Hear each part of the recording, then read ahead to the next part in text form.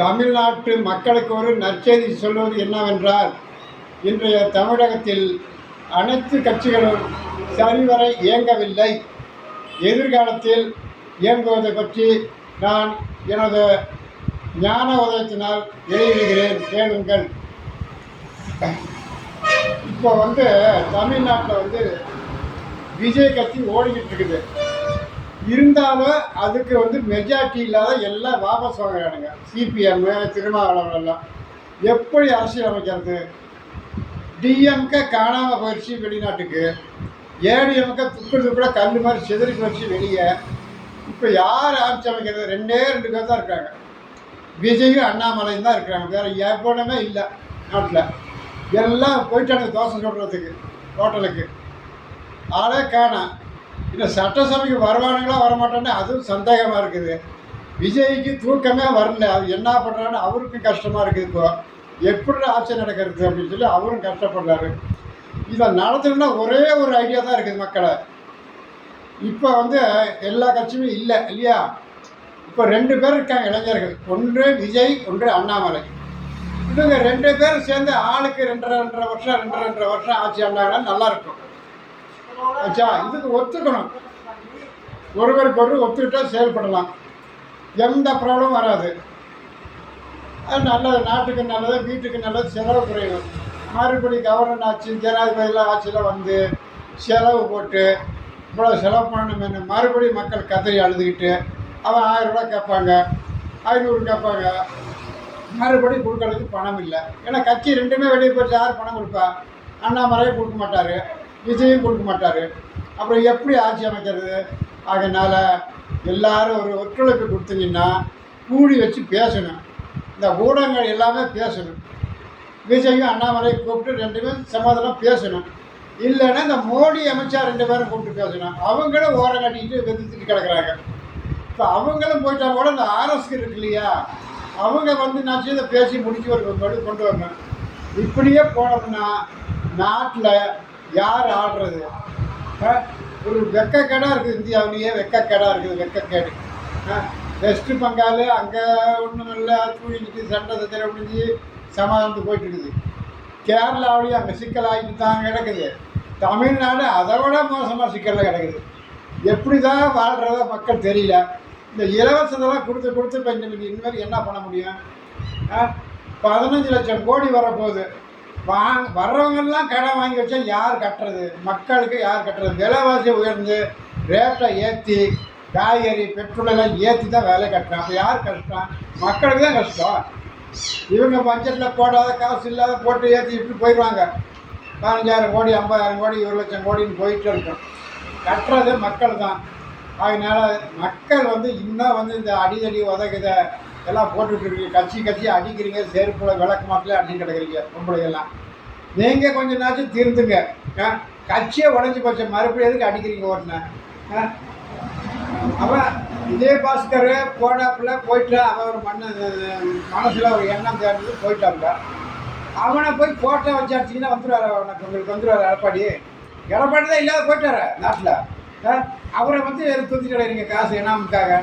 இனிமேல் தமிழ்நாட்டில் பெண்களுக்கு இனம் கிடைக்காது. எழுதி வச்சுக்கிங்க. நீங்கள் இனிமேல் கவர்னர் வந்தார்னா, ஜனாதிபதி வந்தாலும் உங்களுக்கு இனம் கிடைக்குமா?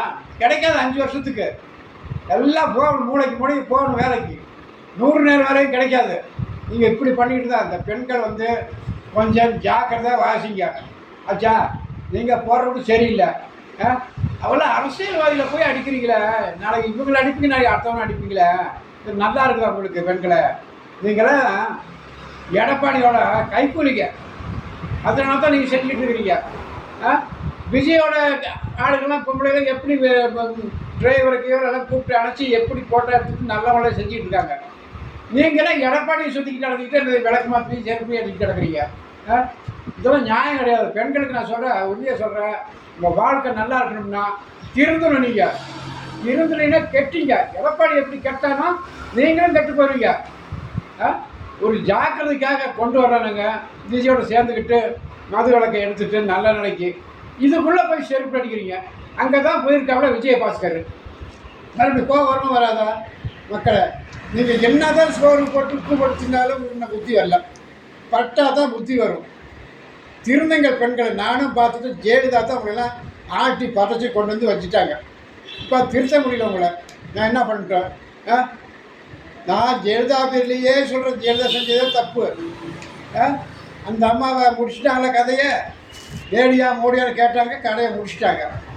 யாரை முடித்தாங்க? எல்லாம் அவங்க தான் முடித்தாங்க. இப்போ யார் தூண்டி விட்டாங்களோ செருப்பு அடிக்கிறதுக்கு அவங்க தான் முடித்தாங்க ஆட்சிக்காக. இதெல்லாம் நியாயமா? நாட்டில் வந்து திருந்தணும்னா அமைதி தேவை. அப்புறமேலக்கு காவிரி தண்ணியெல்லாம் வரணும்னா அமைதி காலங்கள் காவிரி தண்ணி கிடைக்காது. அப்புறம் கரண்டெல்லாம் இனிமேல் நிறைய கிடைக்கிற சான்ஸு இல்லை உங்களுக்கெல்லாம். இப்படி செஞ்சிங்கன்னா 2 கட்சியும் பிச்சுட்டு போயிடுச்சுன்னா எவன் போய் கர்நாடக சட்டை போராடுறது? நீங்கள் வருவீங்களா சேலை கட்டிக்கிட்டு கர்நாடக சட்டை பாடுறதுக்கு சண்டைக்கு? ஆண்கள் தான் சாகணும். ஆண்கள் தான் தண்ணி அடி செத்து கிடக்கிறாங்க. அவன் எப்படி வருவான்? கால் கை வராத கண்ணு மூக்கிலாத இருக்கிறாங்க. எப்படி வருவான் கர்நாடக சட்டத்துக்கு? அவன் தண்ணி கொடுத்தா தான் வருவான். எந்த தண்ணி? 10 ரூபா தண்ணி. அந்த 10 ரூபா தான் முடிஞ்சு போச்ச கதை. பேட்டரியே முடிய போகுது. அப்புறம் எப்படி அவன் சண்டைக்கு வருவான்? சிக்கலில் இருக்குது விதி. உலகம் அழியணும்னு இருக்குது நிலைமை. இந்த நிலைமை தப்பிச்சிங்கன்னா முடிஞ்சிங்க. இல்லைன்னா வேர்ல்டு வார் வந்துடும். ரெடியாக இருக்கிறார் அமெரிக்கா. தூண்டி விட்டா முடிஞ்சு போச்சு. மோடிக்கு வயசாச்சு, அவர் மட்டும் போயிட்டே இருப்பார். யார் காப்பாற்றுறது இந்தியாவை இப்படி பண்ணினீங்கன்னா? எல்லா கட்சியும் தான் சொல்கிறேன் நான். அனைத்து கட்சிகளையும் சொல்கிறேன் நான். ஒரு கட்சி மட்டும் சொல்ல, அத்தனை கட்சிகளும் சொல்கிறேன். 52 கட்சி இருக்குது தமிழ்நாட்டில். 52 கட்சிகள் நான் சொல்கிறேன். ஒழுங்காக இருங்க. இல்லைன்னா உங்கள் சொத்தும் போச்சு, உயிரும் போயிடும். அப்புறம் என்ன பண்ணி சம்பாரிச்சதெல்லாம்? எல்லாம் முடிவு போச்சுன்னா அப்புறம் கை இருக்குல்ல, குறை கையும் முன்னவங்க எங்கே போகும்? வாய்க்கு தான் போகும். அது உங்களுக்கு தெரியும். நான் சொல்ல வேண்டிய அவசியம் இல்லை. இப்படி போகிற நிலைமைக்கு கொண்டு போயிடாதீங்க. ஊடகமே கொஞ்சம் அறிவுரை கூறுங்க. உங்களுக்கெல்லாம் அவங்க பேச்சு எடுத்துட்டு நீங்களும் பேசாதீங்க. நீங்களும் கொஞ்சம் பேசிக்கிட்டு தான் இருக்கிறீங்க சப்போர்ட் பண்ணி. உங்களுக்கு என்னதுக்கு இவ்வளோ காலமாக சப்போர்ட் பண்ணி தான் குட்டி சேவராக போச்சு. மறுபடியும் சப்போர்ட் பண்ணுறீங்க. போன கட்சி தான் போயிடுச்சு, மன்னாத்துக்கு சப்போர்ட் பண்ணுறீங்க மறுபடியும். ஆனால் வருவாங்கன்னு நினைக்கிறீங்களா? நிச்சயம் வரமாட்டாங்க. முடிஞ்சுதா கதை? ஏடிஎம்கே முடிஞ்சது, டிஎம்கே கதை முடிஞ்சுது. தொண்டர்களை ஆடிக்கிட்டு இருக்காங்க தெரு தெருவா. ஜாக்கிரதை அதை கேளுங்க. உங்களுக்கு தண்ணி கரண்ட் வேணும்னா ஒழுங்காக இருங்க. 2யுமே முடிச்சிருவோம் கதையை. தமிழ்நாடே முடிஞ்சிடும். 5 வருஷம் டிக்ளேர் பண்ண போகிறாங்க எமர்ஜென்சி இந்தியாவில். இந்திரா காந்தி பீரியடில் கொண்டு வந்தாங்க 5 வருஷம் எமர்ஜென்சி டிக்ளேரு. 2 பேர் 3 பேர் சேர்ந்து போக முடியாது. அந்த நிலைமையை உருவாக்காதீங்க தமிழ்நாட்டு மக்களை. வந்துச்சுன்னா முடிஞ்சது கதை. 100 நாள் வேலையும் கிடைக்காது, பேசவும் முடியாது. அப்புறமேல சுதந்திரம் எப்படி வாங்கினாங்களோ அந்த அளவுக்கு போயிடும் உங்களுக்கு. அப்போ இந்த யுகத்தில் அப்படிலாம் செய்ய முடியாது. ஏன்னா இதெல்லாம் வந்து கம்ப்யூட்டர் சிஸ்டம். அவன் வீட்டுக்குள்ளே இருந்துக்கிட்டு என்னென்ன ராக்கெட் விடுவான். சாவரதாருன்னா ஏழைப்பாளர். அதனால் ஒழுங்காக வாசிங்க. பெண்களை வீட்டில் இருந்துக்கிட்டு வாசலுக்கு தெருவுக்கு ரோட்டு மலைக்கெல்லாம் வராதுங்க. விளக்கு மாதிரி செருப்படுத்திக்கிட்டு வந்தீங்கன்னா போனீங்க. நீங்கள் என்ன இலவசம் 100 ரூபா கொடுத்து செருப்படுத்தி அடிக்கிறீங்க எல்லாத்தையும் ஆம்பளைய? யார் சொல்லிக் கொடுத்தா? ஜெயலலிதா சொல்லிக் கொடுத்தா அப்படியா உங்களுக்கெல்லாம்? ஜெயலலிதா வரைக்கும் பெரிய கொப்பா சொல்லிக் கொடுத்துருக்காப்புல. ஜெயலலிதா முன்னாடியே நான் 1 வருஷம் முன்னாடி இறங்க முன்னாடியே நான் சேர்ந்துட்டேன். ஆர்எஸ்எஸில் சேர்ந்துட்டேன் நான். ஆச்சா, நான் ஒரு பெரிய கிங் மேக்கர் தான். என் ஊடகங்கள் இன்டர்நேஷ்னலில் போயிட்டுருக்குது. நீங்கள் ஒன்றும் பண்ண முடியாது. கேட்டுங்க வேணாம். கார்த்தியன் சுதாகர் ஊடகத்தை போய் கேளுங்க வந்து என்ன நினச்சிட்டு இருக்கேன்னு. நான் பொறுமையாக வாசிச்சுட்டு இருக்கிறேன். ஏன்னா 2-3 ஊடகம் நான் கெடுத்துக்கிட்டு இருக்கானுங்க. இனிமேல் வாசிச்சேன்னா தப்ப முடியாது. நான் போயிடுற குஜராத்து என்ன ஒரு மயிலும் கொடுக்க முடியாது எந்த டிபார்ட்மெண்ட்டும். ஆச்சா, ஒழுங்காக வாசிங்க. நான் இருந்தாலும் 1000, செத்தாலும் 1000. அதை பண்ணிட்டு தான் போவேன். யானை செத்தாலும் 1000, பறிச்சாலும் 1000. அந்த அளவு நான் கொண்டு போயிருவேன். அப்புறம் நாளைக்கு அரசியலை இந்த எதிர்ப்பு அது இதெல்லாம் இந்த திட்டலாம் வச்சுக்க வேண்டிய மாதிரி ஒழுங்காக கரை வேச்சு கட்டிட்டு தெருவில் போக. இந்த கட்சியை பற்றி இழுத்து யாராவது பேசக்கூடாது. எருமை எல்லாம் பார்த்துப்பாங்க. ஐபிஎஸ் ஐஎஸ் இருக்காங்க நாட்டில். அவங்க அண்டரில் போகுது. அவங்க பார்த்துக்குவாங்க. இத்துடன் முடித்துக் கொள்கிறேன். நாளை மறுபடியும் தொடரும். இன்னும் இதை விட வேகமாக இருக்குன்னு 6 மாதத்துக்கு.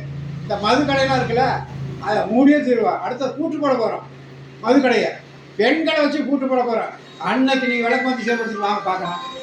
உங்கள் ஆட்டத்தை நான் பார்க்குறேண்ணா, தைரியம் இருந்துச்சுண்ணா அன்னைக்கு வந்து காட்டுங்க.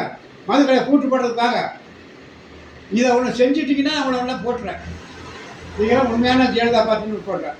இந்த மதுக்கடை மூடுறதுக்கு நீ வரலைங்கன்னா அனைத்து கட்சி மகளிரும் அன்னைக்கு வேணால் உங்கள் நிலைமை நான் மறுபடியும் கூடத்தில் போடுறேன். அன்னைக்கு நீ புரிஞ்சுக்குவீங்க. நான் ஒரு